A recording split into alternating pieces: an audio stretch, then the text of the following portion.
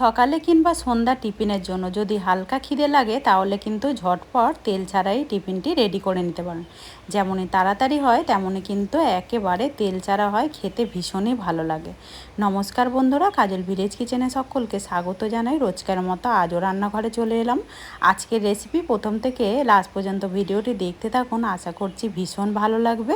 তো চলুন তাহলে শুরু করা যাক। সকালের টিফিন হোক কিংবা সন্ধ্যার জন্য হালকা যদি খিদে পায় এরকম একটা চটজলদি কিন্তু টিফিন রেডি করে নিতে পারবে। একদম কাঁচা সবজি দিয়েই কিন্তু রেডি করে নিতে পারবে। এখানে দেখতে পাচ্ছ একটা বেশ মাঝারি সাইজের আলুকে আমি ছোট গেটারের সাহায্যে গেট করে খুব ভালো করে ধুয়ে পরিষ্কার করে নিয়েছি। এখানে গাজরও নিয়েছি একটা, আমি গাজরটাকেও কিন্তু ওই একইভাবে ধুয়ে ভালো করে একটু খোলাটাকে চেঁচে ফেলে দিয়ে আমি ছোট গেটারের সাহায্যে গেট করে নিয়েছি। আর পেঁয়াজটাকেও একদম ছোট্ট ছোট্ট করে এইভাবে টুকরো করে কেটে নিয়েছি। তো এবারে সমস্ত উপকরণের মধ্যে দিয়ে দেবো স্বাদ মতো লবণ। লবণটা তোমরা তোমাদের মাপ মতোই বা পছন্দ মতোই দিয়ে দেবে আন্দাজ করে। তা আমি যতটা সবজি নিয়েছি এর মধ্যে যতটা লবণ দিয়েছি কিন্তু একদম পারফেক্ট মাপ হবে। এবারে সমস্ত উপকরণের মধ্যে খুব ভালো করে একটু মিশিয়ে নেব। এত তাড়াতাড়ি হয়ে যায় আর টিফিনগুলো কিন্তু খেতে অসাধারণ হয়।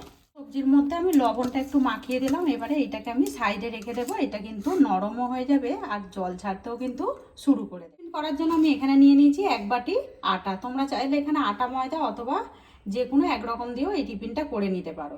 তো আমি আটাটাকে একটা বাটির মধ্যে বা থালার মধ্যে নিয়ে নেব।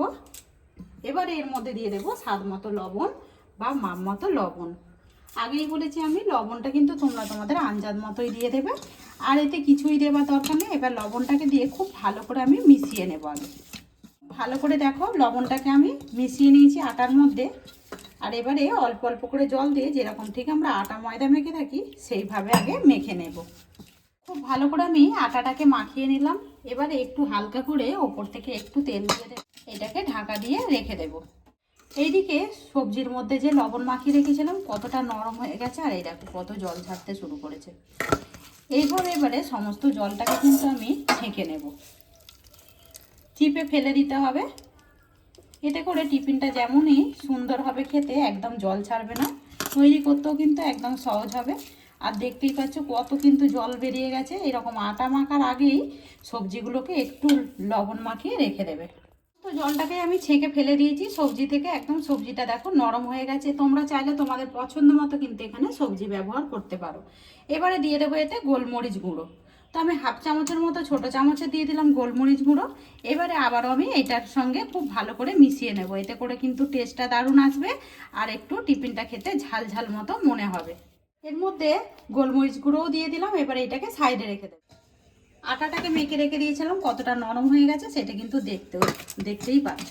এবারে এটাকে একটু হাত দিয়ে এইভাবে মাখিয়ে নেব। মাখিয়ে নিয়ে এটাকে আমি রুটির মতো করে কেটে নেব। তো দেখতে পাচ্ছ যেরকম ঠিক আমরা রুটি পরোটা করি সেরকমই আমি কিন্তু লেচিটা কেটে নিয়েছি। এবারে এটাকে একটু গোল করে নেব। এখানে একটা চাকি বেলনা নিয়েছি, অল্প করে একটু ময়দা ছিটিয়ে দিলাম। চাইলে তোমরা এখানে আটাও দিতে পারো, একটু ময়দা দিলে পরেই ভালো হয়। এবারে দু পিঠে একটু কোট করে নেব। কোট করে নেবার পরে এটাকে সুন্দর করে এবারে রুটির মতো বেলে নেব। তো এখানে দেখতে পাচ্ছ আমি একটা একটু পাতলা করে রুটির মতো বেলে নিয়েছি। আর দেখতে পাচ্ছ পেছন দিক থেকে কিন্তু একদম রুটির অপর দিক থেকে আঙুলগুলো কিন্তু বোঝা যাচ্ছে। এরকমই ভাবে বেলে নিতে হবে।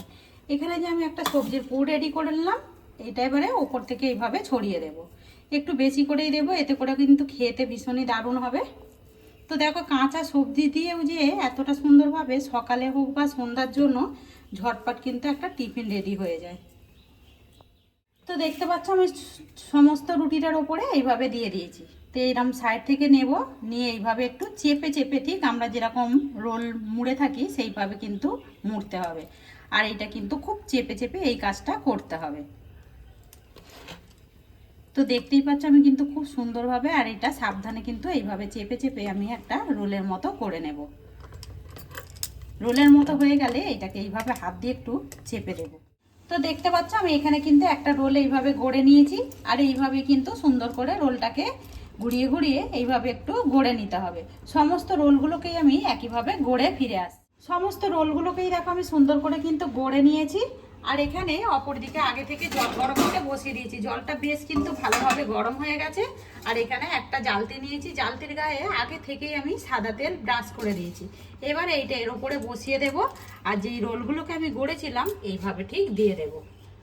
তো আজকের রেসিপি আপনাদের কিরকম লাগছে অতি অবশ্যই কমেন্ট করে জানাবেন। যদি ভালো লেগে থাকে একটা লাইক করে দিয়ে এইভাবে আমার পাশে থাকবেন। সমস্ত রোলগুলোকেই দিয়ে দিলাম। এবারে 15 মিনিট এইভাবেই আমি সুন্দর করে ভাপিয়ে ফিরে আসছি। তো এখানে দেখতে পাচ্ছ আমি 10 থেকে 15 মিনিট মতো খুব ভালো করে এটাকে ভাপিয়ে নিয়েছি। আর ভাপানোর পরে দেখো কতটা সুন্দরভাবে ভাপা হয়ে গেছে। এর মধ্যে কিন্তু সবজিগুলোও সিদ্ধ হয়ে গেছে। এবারে গ্যাস অফ করে এটাকে নামিয়ে নেব। তো দেখতে পাচ্ছ এটাকে নামিয়ে নিয়ে আমি একটু ঠান্ডা করে নিয়েছি। এবারে তুলে নেব। আর এই দেখো কতটা সুন্দর হয়েছে। এগুলো কিন্তু একদম তেল ছাড়া একটা টিফিন, খেতে কিন্তু দারুণ লাগবে। তো এবারে এইগুলোকে আমি সুন্দর করে পিস করে নেব। তো তার জন্য সাইডগুলো এইভাবে আমি কেটে ফেলে দেব, তাতে করে কিন্তু টিফিনগুলো দেখতে দারুণ লাগবে। তো এইভাবে কিন্তু টিফিনটা কেটে নেব। আর দেখতে পাচ্ছ পুরে ঠাসা আর একদম কিন্তু সিদ্ধ হয়ে গেছে সবজিগুলো। তো ওইগুলো কিন্তু ফেলে দেব না, ওইগুলো কিন্তু খাওয়া হয়ে যাবে আবারও। এবারে এইখান থেকে আগে একটা পিস করে নেব।